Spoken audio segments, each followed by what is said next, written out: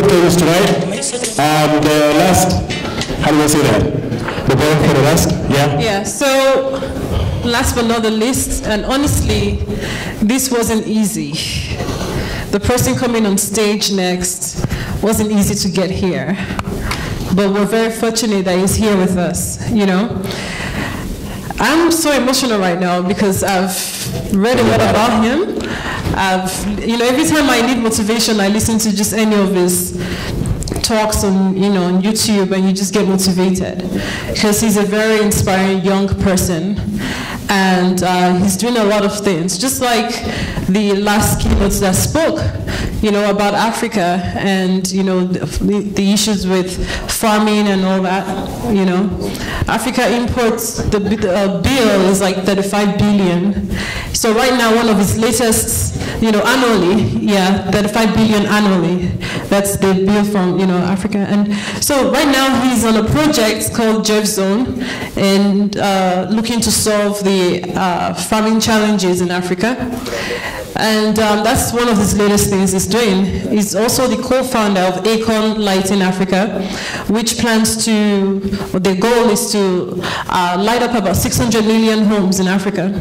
I remember growing up in Nigeria, and my gosh, I would use candle to study, in school, like after school, just to study. I remember one time, there's no lights and everything. I was trying to stay awake to study for my exam, and I had this desk, and I put my leg inside a bucket of water, put on the candle, and I fell asleep.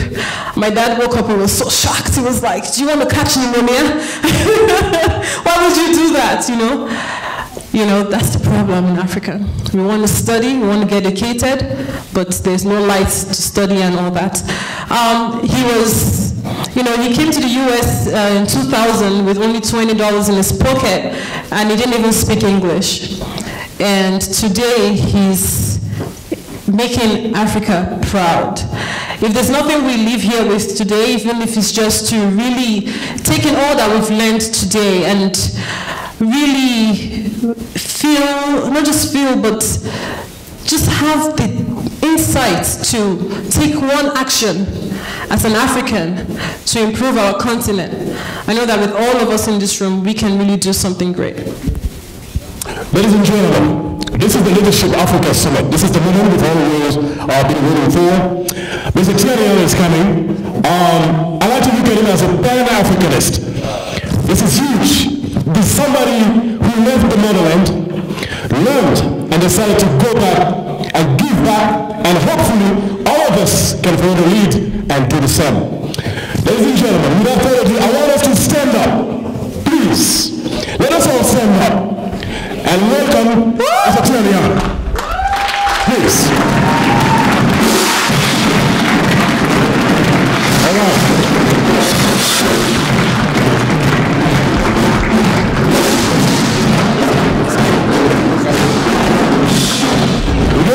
Let's keep on moving. What are we about to do, man? All right. We want to thank you guys.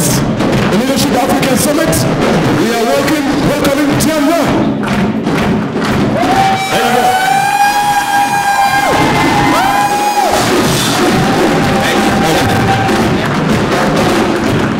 Thank you. Thank you very much. You can have a seat. Thank you. Thank you very much. I feel like I'm in Africa with that drum in the back. Thank you for the warm welcome. I want to take a moment to thank Marco and the Leadership Africa Summit for allowing me to be here. It's a great pleasure. It's a privilege to fly here from Washington, D.C., Ohio, out of my homeland, Senegal, and be here with you this evening. I thank you for that. And I am pleased to see my good friend who is basically the reason why I'm here also, doing amazing work and a great son of Africa that we are so proud of.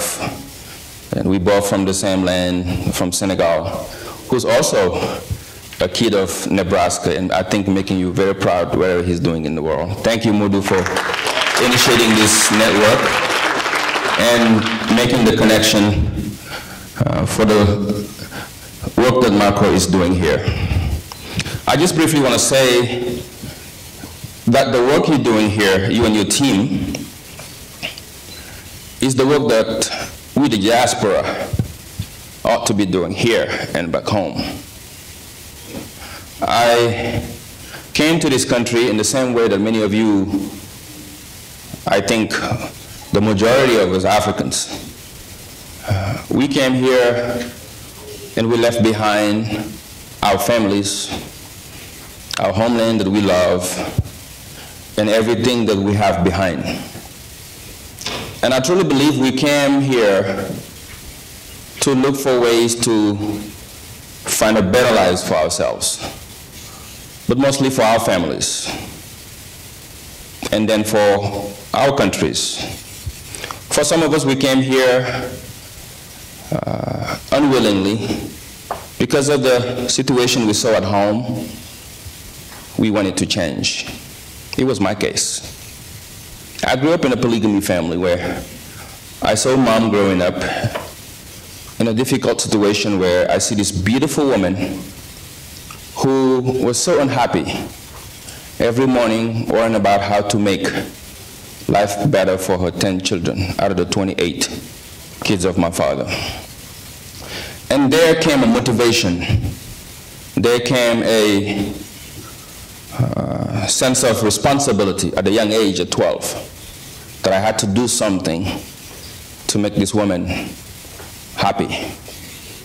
It became a burden that I carried from the beginning, that my mission in life was to make my mother a happy woman.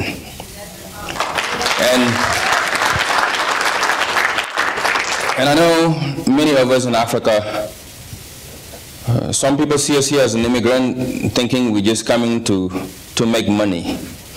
But it's bigger than that. We always come carrying the dreams of our mothers, the dreams of our fathers, and some of our parents who will never be able to see it, unfortunately.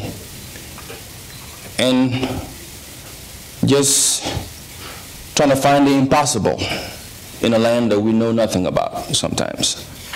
So I'm saying to you today that I am proud of what you've become. I'm proud of what I've seen here today. Africans coming together with friends of Africa and people who care about the continent to plant a seed. And I hope that seed we planting today will be the tree that will grow as the tree that went on to allow us today to come to this country to do the extraordinary things that we're doing here. Prior to us coming here, there was our families who were here that we all called African Americans, who, through many years of tragedies, all the way to the civil rights movement, and later on, people like Dr. King, everybody in the civil rights movement fought for people like you to have a way in this country. They've made a way for us. And I think we should take a second to thank our families, African Americans who are in this room, for the fight they made, the way they made.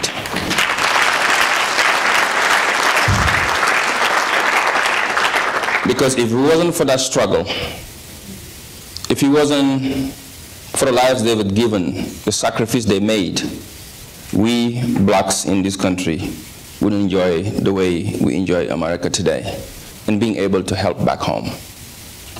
And I really want all of us Africans in this country to always remember that when we see African Americans. Because there's a huge gap, and I will talk about it later in the conversation. But I'm here today to talk about the state of our continent, where we are. So we fast forward, we'll come back. Because what we're going to do today, I want to talk to you about what's in your mind. I'm going to let the microphones go in, and people will talk about the questions they ask about the continent, and where we're going from here, and I'll do my best to answer all the questions that you have. Prior to where Africa is today, most countries in Africa is celebrating the 50 years, the 60 years of anniversary. There is a young generation, just like us, who dreamed of the impossible. That's the generation of Patrice Lumumba, of Nkrumah, of Julius Nyerere, of Senghor, of Houphouët-Boigny. They thought about an independent Africa. They wanted their children, their kids like us, to have teachers that's named Mamadou and Fatou, have African names and African teachers who gives them an African education. They dreamed of an Africa where our presidents and our leaders, our secretaries, our professors were Africans. Because at that time, if you remember, most of our professors in my father's time were all French. These were young people like you and I. They went to school. Some of them went to London. Some of them went to France. And some of them came here in the United States. Wandering around in dorm having small talks like this of what do we need to do to make sure we liberate Africa when we go back home. This is the Nkrumahs. And believe me, the fight wasn't easy, but when they went home, they organized themselves. They could have stayed overseas. Nkrumah could have stayed in London, or when he came to the US, stayed and have a better life like most of us do. And there is nothing wrong with that. But there is a sense of responsibility that most of us cannot come in these countries, forget the purpose of the reason why we initially came here. There is a drive, there is a sense of urgency that made us left the home and did everything that we should do to get that visa, to get the airplane, then to pack the little clothes that you have. You cry about your family, you left them, and looking at your family, telling them, I'm coming back to change the lives of my family. I don't want any one of us to forget that that sense of drive should be gone because we've got the house in the United States, or things that's gotten better way. We married, we got the family, things are okay with us, and now Africa is on its own.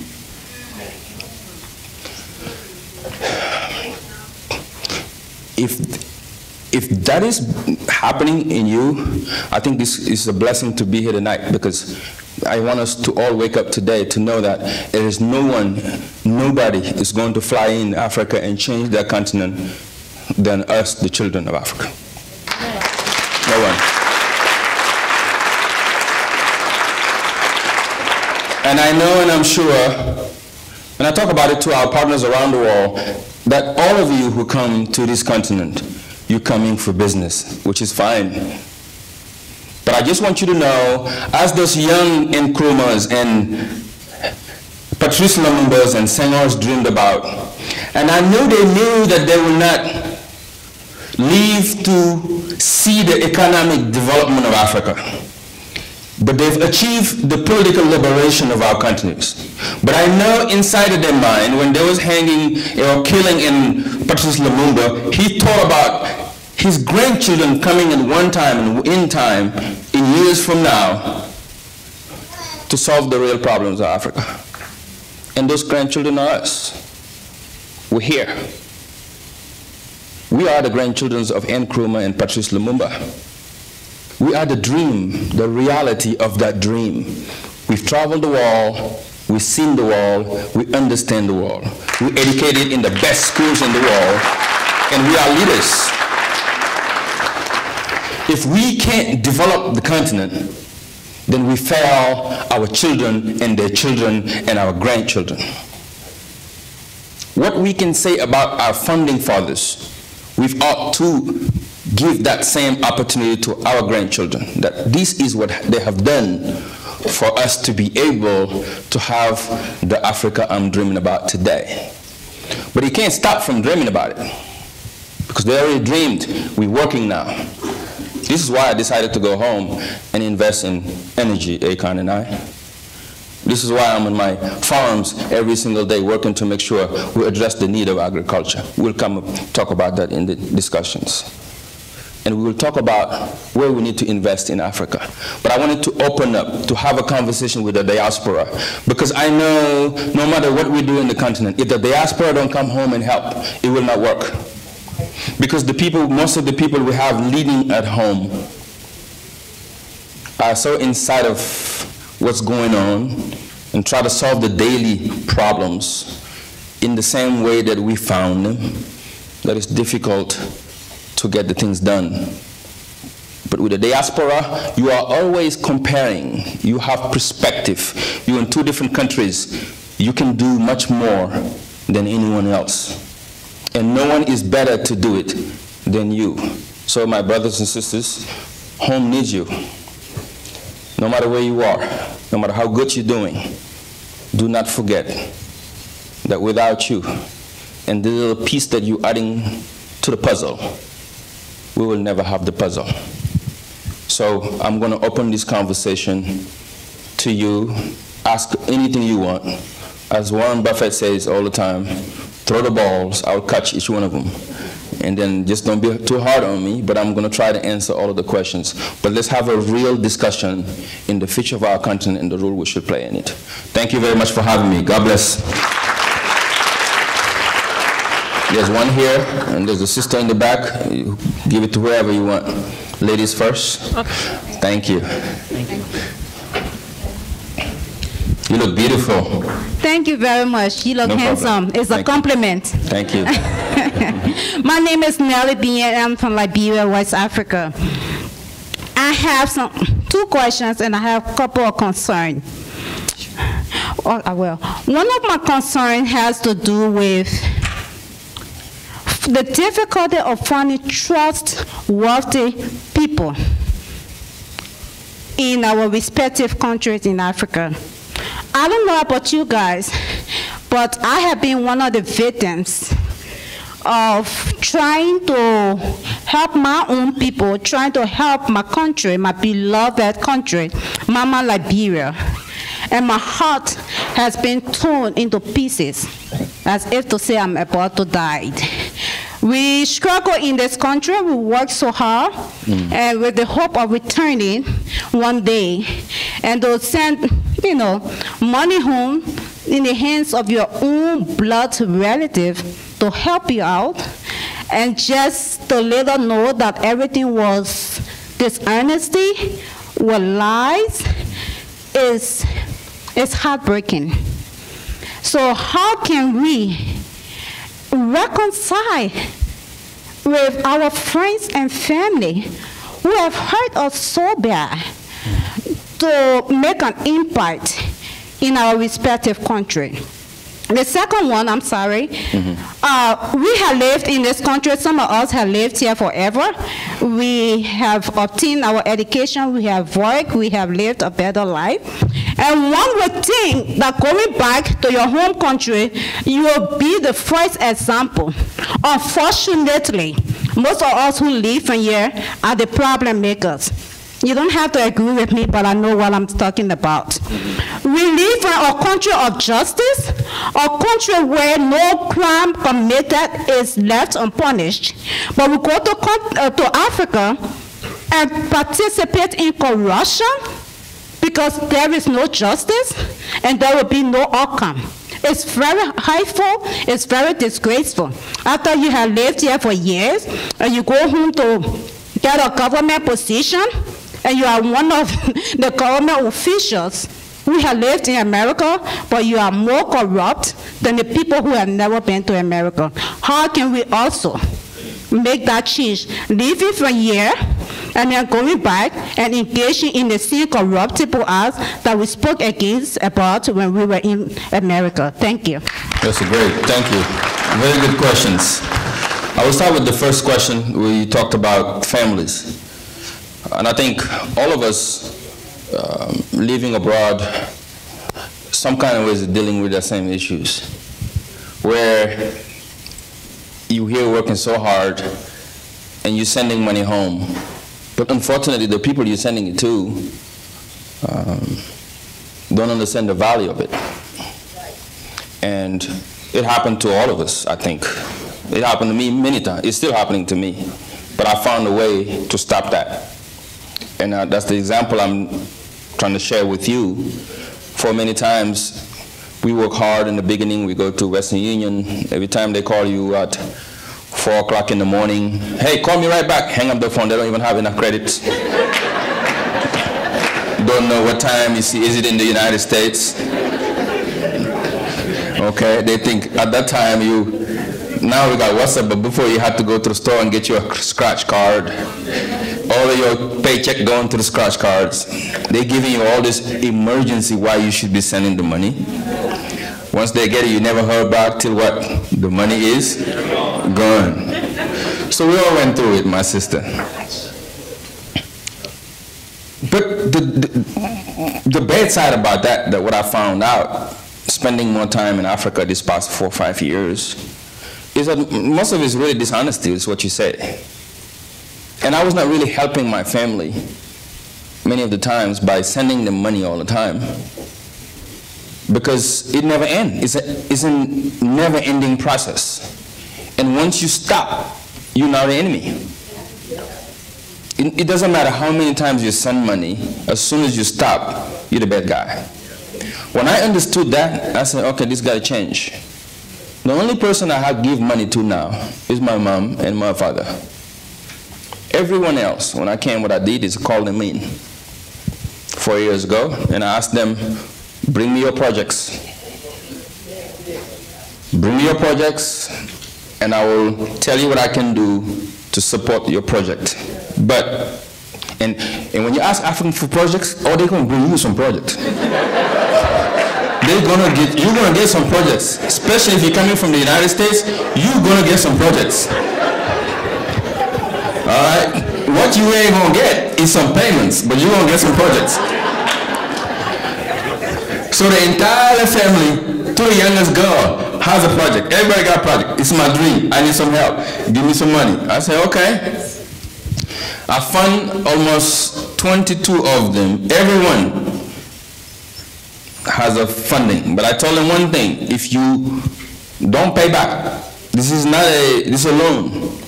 If I give you 1 million CFA, it's $2,000, and everyone is watching in Africa. My family is watching. They're all on, because I shared it on my Facebook. Everybody was saying, well, we gotta watch online. I said, okay, I'm gonna share it on Facebook. Because today I was on the farm, so everybody want to see online, so they know what I'm talking about. I say, if I give you $2,000, all you gotta pay is just $50 a month. I just wanted to see their will. Okay, just at least if they want to pay, create a type of credit system so you can see who to weed out not to give too much money, okay?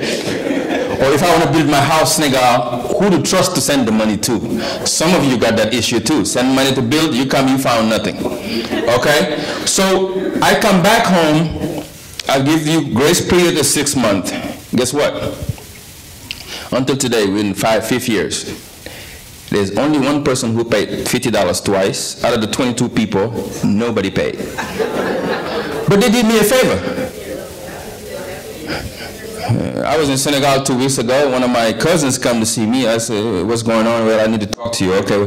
Well, I've been thinking about this idea of buying car parts from Europe to send it. I said, well, that's a great idea. Yeah, good. Well, I wanted to see if you can let me use 10 million CFA. I said, oh, okay, cool. Where's that $1,000 I gave you 5 years ago? Then he looking like he's lost a little bit. I said, how much did you pay on the $50? Well, nothing. I said, I can't give you no money. Then he go tell my mom, oh, he won about $1,000. He gave me 5 years ago. This guy is so cheap. I can't believe he's worrying about $1,000. But it's my $1,000. So the answer to that, out of all those people I gave in my family, brothers and sisters, nobody come to me asking me for money. If you do, I just remind you the money you owe me. So what I can tell you that it worked for me is to stop giving them money. No matter how much the urgency, don't call me. I'm done with that. For the second thing I did is I created a project. I made a mistake on this, the first one. I have a farm, I have 2 hotels in Dakar, and I have a couple of other businesses, car rental and etc. Then I hired one sister and one brother in the business. Mistake. They always show everybody that it's my brother's thing and they will not work. And you can't play favoritism. So I end up firing them. So I don't hire them anymore. I create projects. If you want to work, no matter if you're a family member, you have to prove you can do it. So anybody creating projects from here, if they are not qualified, don't get them involved. My mama called me, oh, you gotta hire your sister because you need a job. She's not qualified. I listened to her mistake. She apologized. I'll never do it again. So do not send them money and don't put them in their project if they are not qualified. Because giving money is like charity. Our countries today, Africa, it's in the micro level, but if you look at it in the big level also, it's the same thing. Africa got the most resources in the world, but we come to the United States looking for, what, $50 million, $60 million. What is that for grants? What do we do with that money? We go to Paris, buy apartments, and do things that has nothing to do with the country. It's the same way when you're getting money you don't work for, you don't value it. The second one, you talk about going home and now you become the bad guy and not getting the opportunities because the rule of law and government. That's the question, right? Well, I understand, but it shouldn't deter us from going back. Again, what I said in the beginning, no one can change it but us. If it was crispy clean and nice, we wouldn't be here. What is better to be, where is better to be than home? Where is better to be than around your families? After the World War II, Europe was crumbling down. There wasn't food, infrastructure, everything went down. We were better off than them. What Africa is today was better than Europe after the World War II. The United States had to come in with the German Marshall Fund and help out. Everything had to be reconstructed. Very recently, I gave you the example of Singapore. When Malaysia left them, Lee Kuan Yew, a young president, came out of nowhere and rolled his sleeves with his people and created today one of the greatest countries in the world in less than 50 years. We got everything we need, but one thing is leadership. Because no matter what you got, the greatest resources in the world, everything going on in the continent, if we don't have the right political system and the leaders who can drive the people to believe in work and ethics and the rule of law under everyone, we're not going to be able to make it. But who are those leaders? That's the question to ask. If you believe those who are there are not doing it, then who is the leaders? Who are they? It's among all of us. If you say, I can't go no more because when I go it's difficult, they're not going to let me in, I say the same thing. Akon say the same thing. Tony Elemono leave the country. Dangote comes here. We have a lot of Dangotes here. We all stay. Modu don't go back. Then what is going to change? Change doesn't come easy, my sister. It takes process and pain. It is painful for this country to be what it is today. It's a whole land out of nowhere in Nebraska, buildings coming out of anywhere. It took leadership and courageous people to change the United States, to make it the #1 country in the world. But it's going to take also the children of Africa with pain and process to be where we want to be. I have the moral obligation to go home and do my part in what that will change the continent. If everyone played a role, it will get there. But I cannot allow the political system in Senegal or Benin or Kenya, which is different than the United States. Then I say, well, I have a house in Washington, D.C., I'm making millions of dollars with my projects, I don't need to go home. That's the easy way out. I could easily say that. Akon can say, well, I'm in LA and Atlanta, I'm a superstar, I don't need to go home. For what? But we can't do that. Because if we do, then we'll be on the other side. There's those who complain about what's going on and waiting for a leader to come to change it. But there is those who, as Robert Kennedy said, look at things the way they are and ask the way they can be and ask why not. And we ought to be those people who look at our mothers and sisters who are struggling in the continent. 600 million people live in the dark. When the lights go off, right now you go home, you have a problem. You're going to call somebody, City Hall or somewhere, the electric company. And you know more than I do, or all of us know. Today, if you go to those villages right outside of Senegal, Dakar, or Lomé, or wherever you are in the continent, people they have never seen electricity in their lives. Who's going to change that? It's me, it's you, it's us. Is it easy? No. I rather sit in Washington with my family, but I can't. I gotta go and do what I can. If I can't finish, hopefully young people that I'm training through my organization, through Thione Niang's foundation, through our brothers in Senegal, like our brothers doing the training over there, all of them, hopefully those young people can take the fight and move on. So that's the answer on that. But we cannot give it up to them. Thank you. Yes.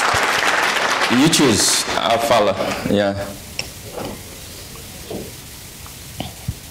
Thank you very much for the opportunity. My name is Mark Nda from Togo. I just want you to speak to the fact that the United States politics affects our involvement in helping our country, because if you look around here, more than 98% of the Africans that are here are citizens, yet they don't participate in our politics. How does that affect us, and how also the majority of our countrymen and women with the wage job that they have affect their involvement also, because many before coming here enjoying a $10,000 or $20,000 a month, and suddenly they have a pocket full of money and content and sufficient, driving car that they did not have before. Even if their parents have car, have houses that they don't have. How does that affect the diaspora in getting involved in?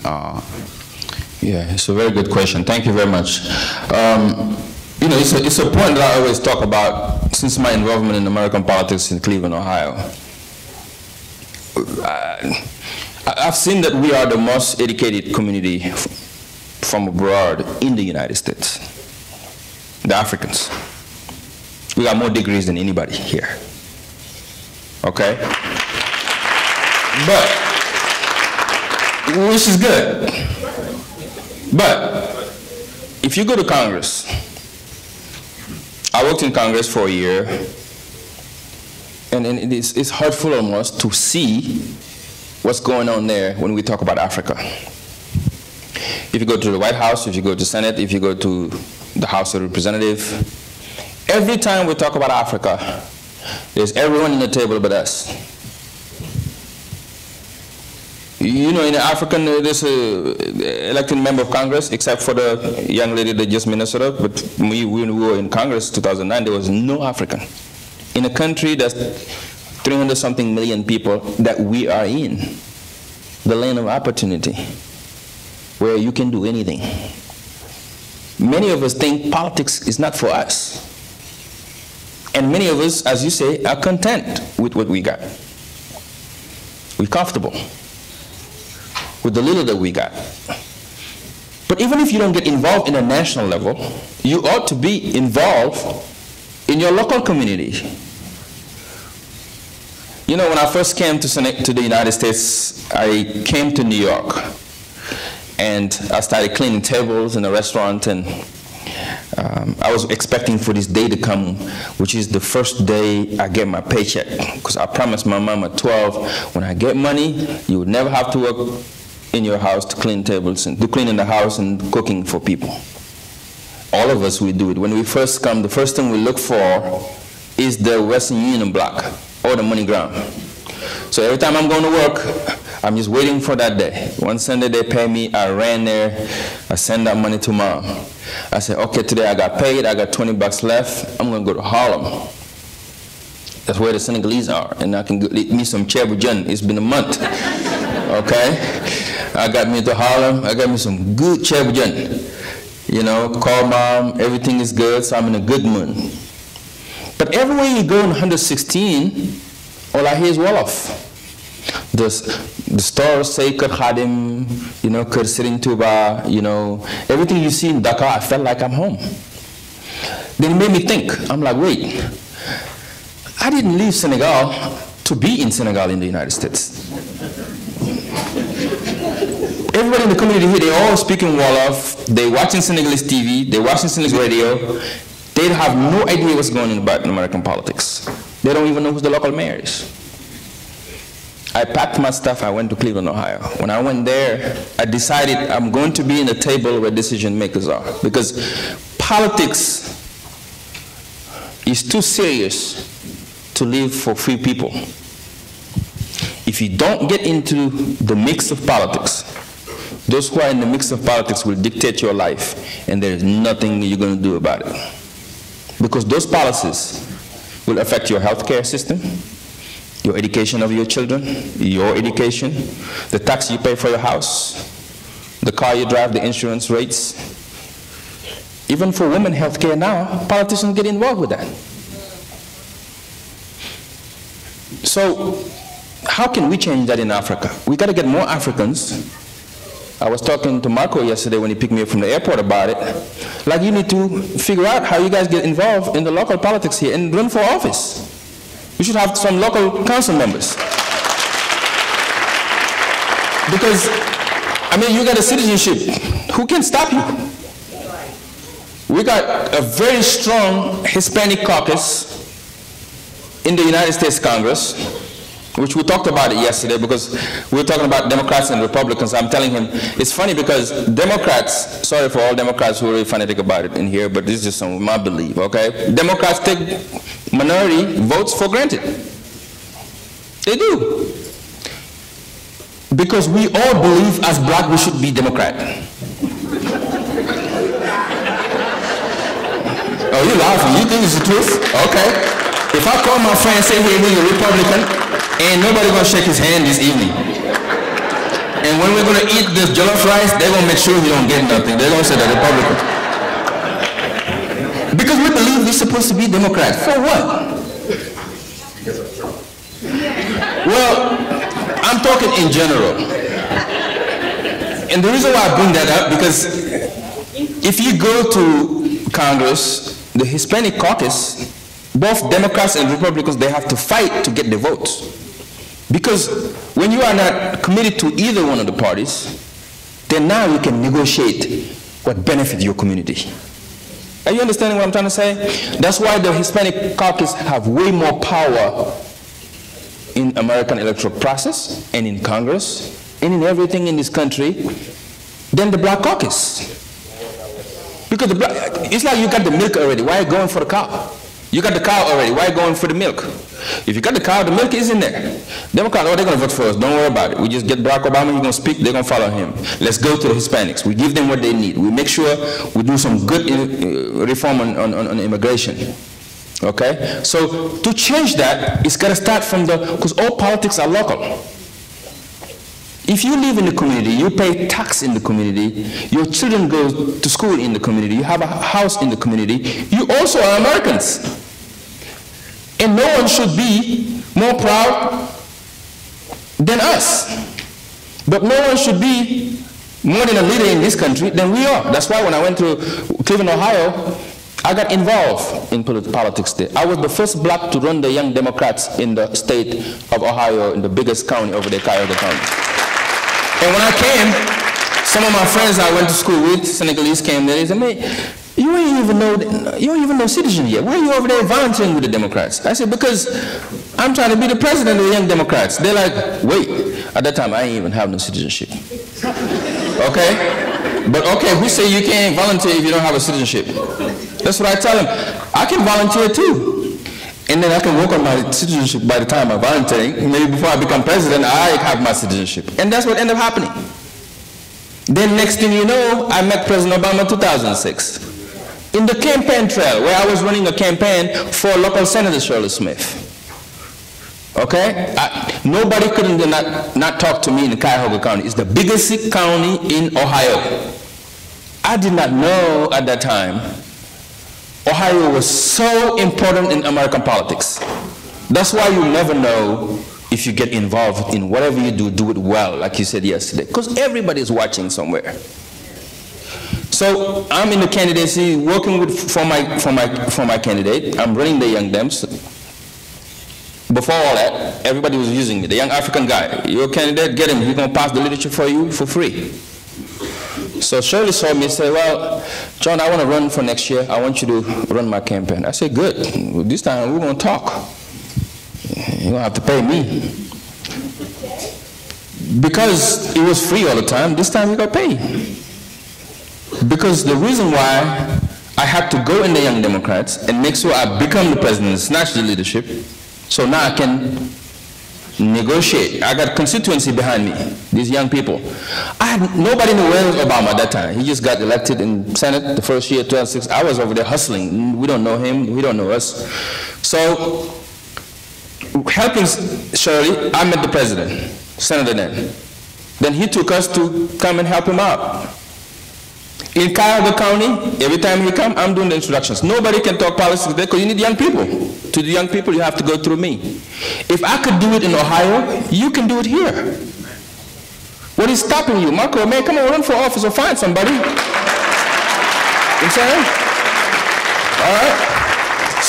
So the point is that get involved in the politics. The worst thing to do is be comfortable. Don't be comfortable. This is the country, it's our country too. To be able to help Africa, we have to be strong here. And the stronger we get here, the stronger we can help home. So thank you for that question. Yes. What did you say? Okay, one more. Ah, wow, that's short. We ain't even talking about investment in Africa. We ain't talking about the energy, the transport, all that. Give us a little time. You guys have enough? No. All right. It's time constraint. Okay. I'm going to keep them short, the answers. Don't worry. Yes. Hello. My name is Kelly, and I'm from Togo. Mm-hmm. And the Senegalese. Everybody from Togo down here? It's a Togo land. Yeah. So I know where to find the Togolese now. They're in Nebraska. Okay. Uh-huh. Well, I have something to add, and I have a question. Yes. Okay. We were talking about how do you go back and bring something. It is not that easy to do, especially with the cultural differences. I just spent 1.5 years back home, and I can completely understand what you were talking about. Mm-hmm. Do we have, for those of us who don't have the luxury of being able to go back and forth, can we put together some type of program where we get people who are willing to do the back and forth, we pay them, we invest, we pay those people to go do the research, to go meet those young ones who are hungry, like you said, because I was amazed. There are young ones out there who are fighting and creating, and they want to change their lives in Africa. And they need people like us to go support them. But not everybody can go. Is there something like that we can create, or does it exist already? Where we find those of us who have been here, who have the experience, who have the exposure, but are willing to go on the ground, because it happens on the ground. We can't be here and be thinking, oh, I'll give $500 a month and it's going to do it. It's not going to do it. We need people who are willing to go back and forth and find those who are willing on the ground, weed out those who will just take the money and go party, and then get the projects going and work in that way. Do you know of something like that in the United States for the diaspora? Can we create it? Well, I told you earlier, when you talk about project and funding to Africans, now everybody's going to go home for vacation. Okay? You can't force people to go home when they're not willing to. You know what I'm saying? It's not a process that's like, okay, let me fund you to go and have fun back home or do the project. It doesn't exist, create it. You got the idea. You in America, we are the lucky ones here. There's still our brothers and sisters that's not finding $1 a day to eat as we speak right now. As we speak, there is women dying in the hospitals because of 5,000 CFA, $10 of medicine. right now, as we speak. Okay? As we speak, there is families who cannot find bread to eat or rice. Millions of them in Africa. But somehow, somewhere, we were picked out to be here, the greatest country in the world. If we see where something is wrong and we can't do something about it, it's on us. So, what we want you to do, sister, is thinking about how you can create it small. Find 10, 15 people who can support the project. You don't have to do it big, start small and build it up. Acorn Lighting Africa was an idea between Acorn and I in Washington, D.C. Next thing you know, it became a $1 billion company today. It's touching lives that I never imagined I can see myself in my lifetime. And it took only 4 years. You can say, well, then there's Acorn, but no, there was no money involved in the beginning. We started doing it, people saw it and put money. But if you start doing it, you might sparkle a few people who can be involved and put something on there. So start it for us. Hopefully by next year you'll be able to say, I've sent 2 people back home and they've done something. Thank you. Any question? Well, we gotta look at this side for because they haven't gotten the mic. Okay. Oh, when you're done, okay. Okay, I will go very quick. My name is Victor Abukuru, and I have some observation, and then which will lead to question. When we observe the Asian, the Arabic, and the Jewish, we found that they live in a community. They create their bazaar, and when they want to buy houses, they buy together. And I found that black, when some succeed, they move from their community, they invest in other community, and the money does not circulate in our community. The other observation I have is we found that less than 5% of rich people control the whole finance. But we like to invest, to put our money in foreign bank or traditional bank. We don't control the financial institution. And all about the program we talked here, how to invest in Africa. Without money, we cannot do it. So can we benchmark, can we learn from like other communities, how they create their financial institution? Because when you go now to Bank of America, they will say, oh, you are not credible, your credit score is not enough to give you a loan. While our saving is the one that is being used to give a loan to people who create business to employers. We have a project in the Togolese diaspora which consists of creating with other communities a credit union. We start from there, which is a non-profit, and then before we move to the bank. We think like if we can control our financial institution, if we can have our credit cards, that will be paying interest, that will be investing in our communities. We can sustain here, have businesses here, and then when we are well sustained here, we can now be able to invest in Africa. Because there's a saying in my country saying that an empty bag cannot sustain another empty bag. If you cannot be full enough, you cannot give to somebody else. So can Acorn Lighting Africa and you, or if the project is ready, because we are looking for stakeholders, will be able to be part of this broad and powerful project to have a financial institution here to sustain people's project and to also educate people about financial. Thank you. Very good, thank you. Is the project already started? No, we are now working on the paper. We met people at African Union, and I met Acorn there one time, and we are working on finalizing the documents, and hopefully you'll have a copy and also put your idea on it. All right, so you're in the document stage. When you get to the action stage, you can come and see us, then we can talk about it. But it's good that you're starting something like that because it's needed in our communities. Everyone is doing it. You said it well, every community but us. Because our biggest problem is, Africa's number one problem is we're not together. Okay? Everybody is doing their own thing on their own way. And you can, as they say back home in Africa, you can go far by yourself walking, but if you go farther together, it's better. And we don't have that. In the community, as soon as we make a little money, we move away. Okay? We don't want to get in touch. In the associations, the organizations, our communities, everybody who's doing well, I don't want to be a part of that. And then we're there fighting each other on small little things instead of, we're talking about it today when we left the farm coming in. When I look at all this land, I say, look how they're developing these areas because they're thinking big. The farm that I visited today is 900 hectares. And there's only 2 people working there. The husband and the wife and the little dog. That's it. 900 hectares. Everything is on there. I was shocked.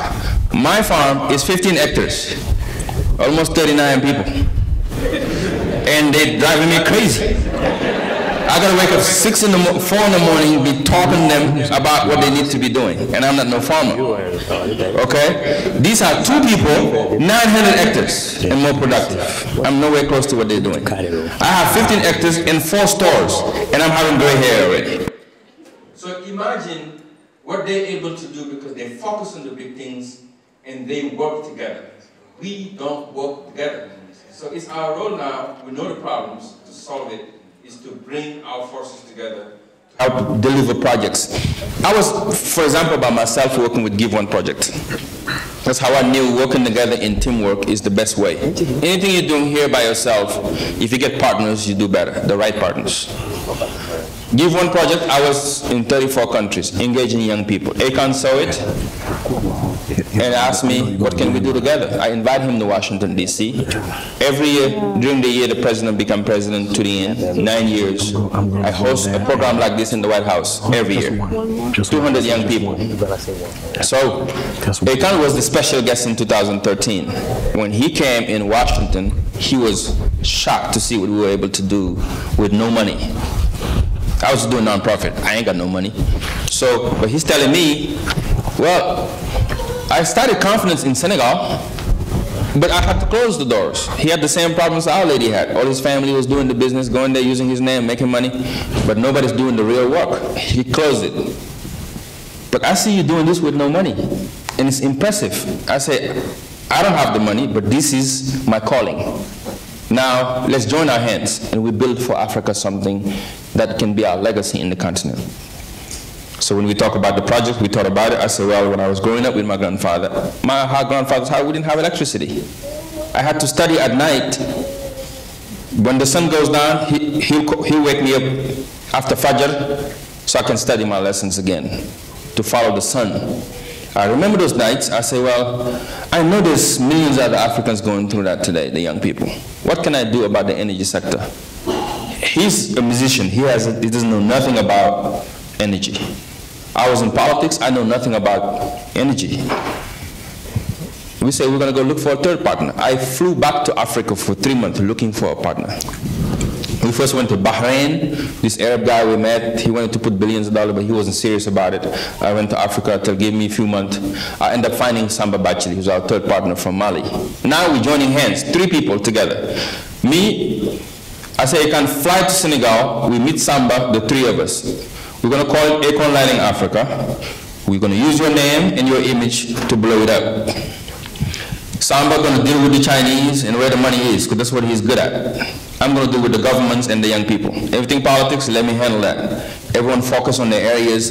In 4 years, we built something we never imagined we could do. So, if it was only me, thank you. If it was only me, I can't do it. Only him, he can't do it. Samba was doing it for years, he couldn't do it. So it's together that we can do big things. Right. So that's what I can say on that. Just one more thing. You have the mic. Please go ahead. Thank you. Mm-hmm. Yes. Thank you so much for taking my... I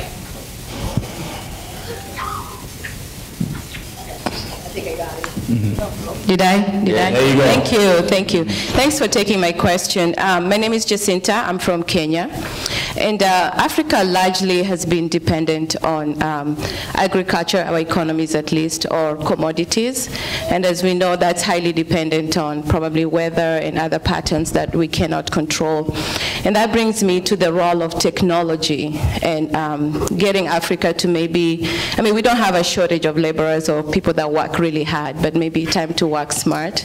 And using, for example, artificial intelligence or robotics in our processes.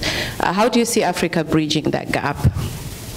I think it's a great question. We are really bridging that gap in so many different levels. People also focus so much in what's not working in Africa and don't highlight the things that are going in using technology today.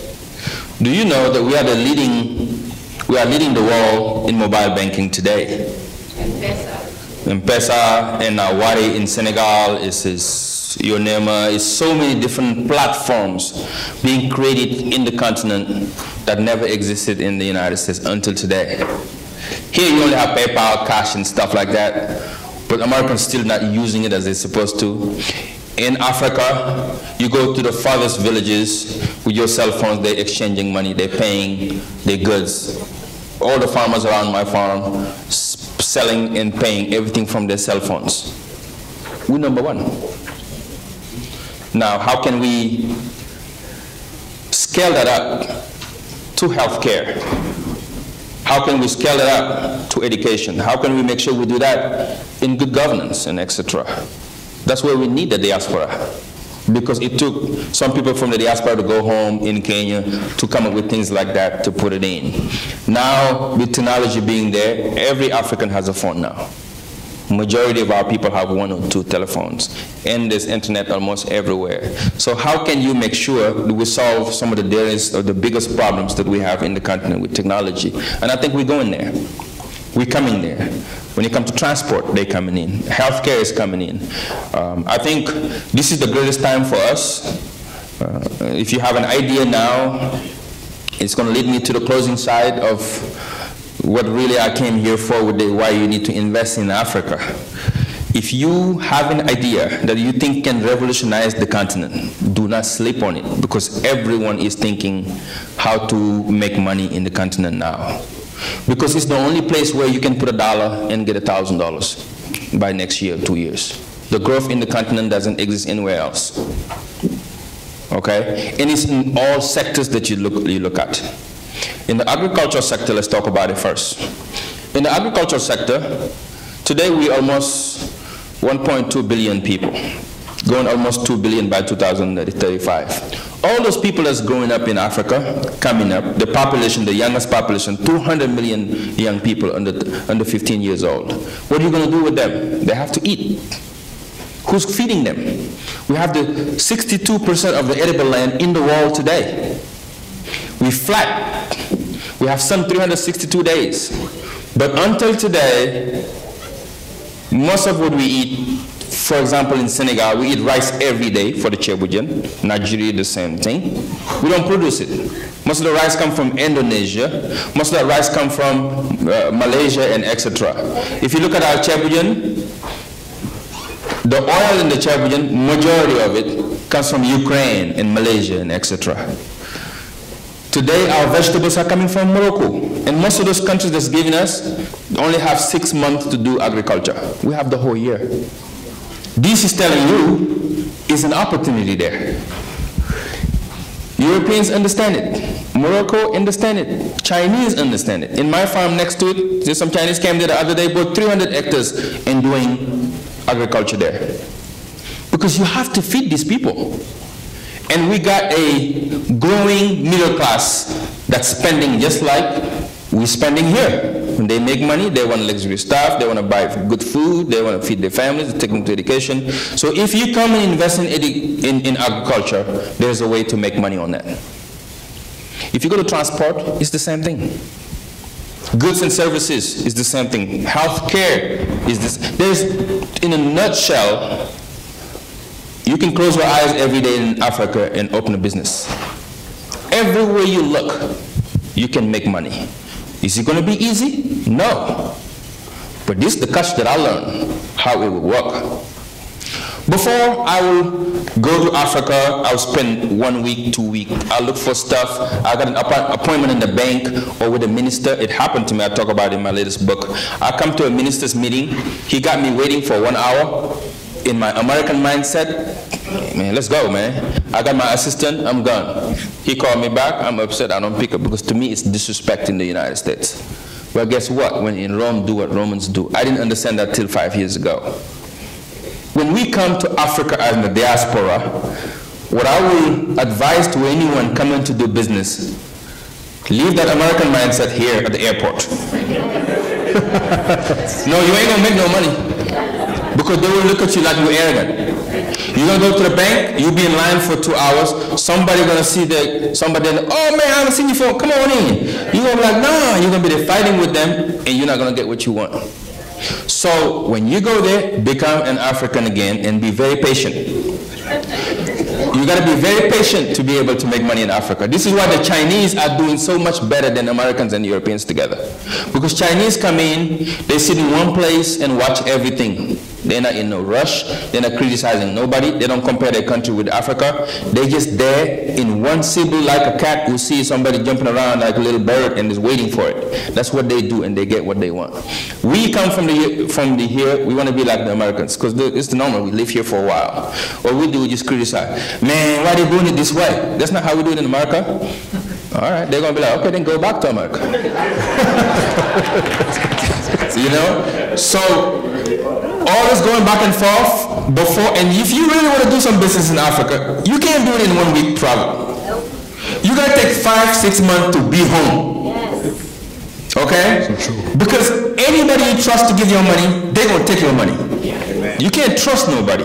So you have to be there to understand every single bit of what you're doing. This is what I learned as an entrepreneur in the continent, and finally it's working for me. But before, I was wasting my time, going back and forth, upset, disappointed.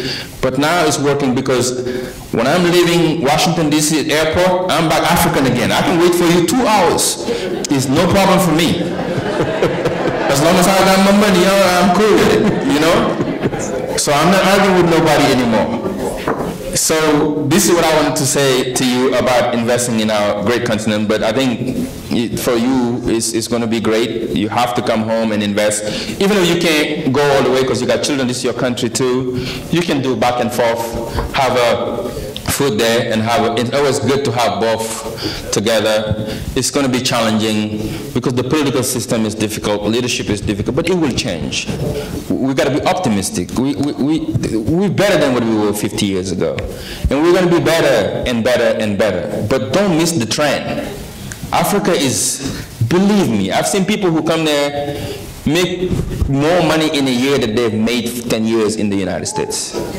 The Europeans understand it, the Chinese understand it, some of the people in the diaspora, and don't sleep around. What you're making here is peanuts to compare to the experience you've gotten here and the life-changing process too. You're changing the lives of your people while you're doing good. Right. While you're making money, you're doing good. So don't wait around and let other people to do that. And I'll just close to say, I think they're telling me it's time to go. We have one commentary from, just one more from John. Okay. Then let's do it. Thank you. Anyway, maybe I don't even need to talk with this microphone, actually. That's fine. I talk loud. You raised some important question here. I didn't plan on being here, actually, this long, but I've been enjoying this dialogue. Thank you. My question to you, anyway, I have a comment. The point I want to make here is, I was investing in Africa, in Nigeria primarily, many years ago. Let me give you guys an example. In 2001, I bought a property in Nigeria, in Owerri, my hometown, as a matter of fact, for $30,000. In the year about 2011, I sold the property for $78,000. Bravo. Wow. Real estate. Now wait a minute. The economy at that time, the currency was very stable, okay? But now, if you invest in Nigeria, let's say same amount of money, and you want to sell that property in, let's say, in the next 3 months, you may get more money, Naira-wise, but if you convert that money back to dollar, you're going to lose money. You see, that's the situation, number one. Number two, there was a time I thought about investing in, you know how you run your car through the car wash, right? I thought about investing that in Nigeria, primarily in Lagos. I even done the logistics and everything on what I need to do that. But guess what? The power, you need electricity. Maybe in some of the countries in Africa, the electricity supply is very stable. But Nigeria, if you're lucky to get power for 4 hours, you're blessed. You're not going to find that. Yes. So, and guess what? If you are in economics, if you're doing that type of business, one of the most important things that you need is electricity. And you need electricity. If you invest in that business and you don't, electricity is going to eat up your cost and you're going to lose money, seriously. Yeah. So now the issue is this. The question about this whole Africa is this. I understand. Yes, we can make money, we can better our lives. One of the most important factors, and I want contributors here in this audience, because this is a dialogue. What do we do to change leadership? That is the problem in Africa. Huge. We can do anything. We can say anything we want here. You can go and invest in Togo. You can invest in Nigeria. You can invest in Senegal. You can change the lives of certain people. But guess what? You still, right now as we speak, there are so many Nigerians educated, doctors, lawyers, who are, in fact, some of them are even moving there. In fact, I used to have a classmate of mine, okay, in high school. This guy was the head of Coca-Cola in Nigeria. In fact, at some point, he was in Kenya, heading the entire Coca-Cola. But guess what? And moved his family to Canada. He went back to Nigeria and resigned, and he's in Canada today. Many people want to leave Africa.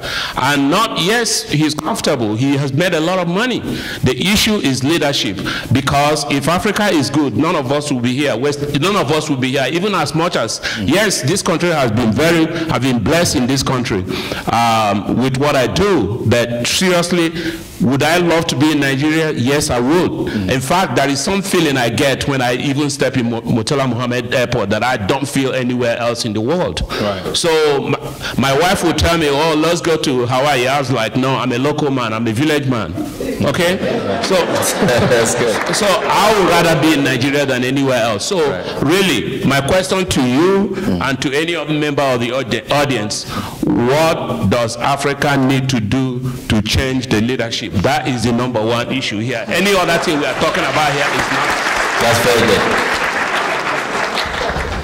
very good. Very good. She got a point. It was finished. Sorry. Okay, so when it comes to politics, there are a lot of dimensions to it, but one that I think is most important is the fact that the politicians, they are not seeking the votes of the educated people.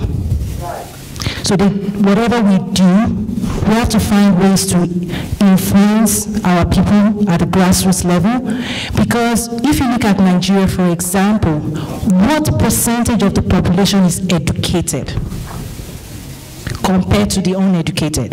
That's why today, they don't need the educated to vote for them to win. Look at, just crunch the numbers, right? They go to the villages and they know what to do to get that vote. Money. They don't need, like, the numbers does not add up in our favor. Unlike the US, the bulk of the voting bloc is, right? They can think, they know your language.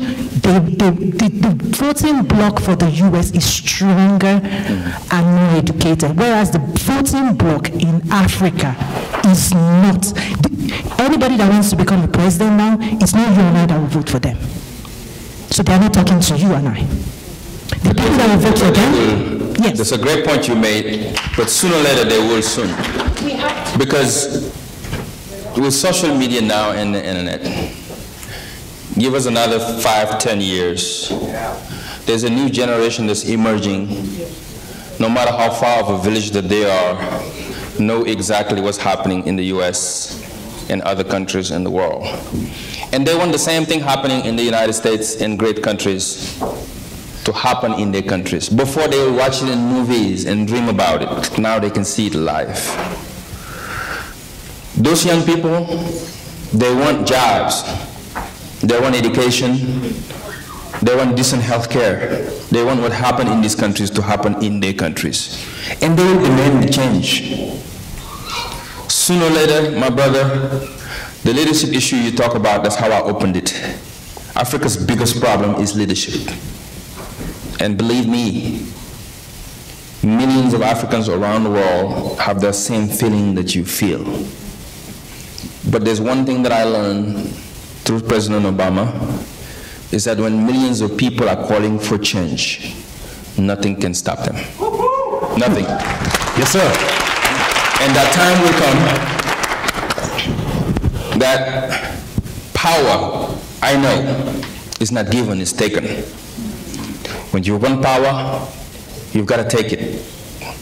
We here talking about it in the United States, it's a form of organizing and talking about it and raising awareness of what we need to change Africa. And those people at home are thinking the same. But when we have the numbers, when the timing is right, when everyone is really ready to go make the sacrifices, those who are home, because today, what you said is right, they just go to the villages. Our mothers and grandmothers, they don't know. They give them a bag of rice and a couple of thousands of CFA, and they vote. But with nature, unfortunately, that's how it works. In a few years, the elders will be gone, and they're going to make room for the new. And this new generation, they ain't going to take no rice. They're going to change, and they're going to elect people on the same generation, and that generation will change Africa. Trust me, change is waving on the skies throughout the country, and it's coming. Thank you. A round of applause, please. Innovation, please. Ladies and gentlemen, please let us stand up and give a round of applause to Thione Niang. Thank you. Now, we are calling the day, but I want to say something. This very moment, these conversations today actually translates to how much we love Africa. Yeah. I mean, think about it. We can actually start here and go through the entire 24 hours just talking about Africa and stop. That tells how much we love Africa. So the question is, guys, let us just do what we need to do, right? You have one applause for yourselves. Thank you so much. Thank you. On behalf of Leadership Africa Summit, Thank you. we want to say a very big thank you to you for being here today. Thank you. Thank you. God bless.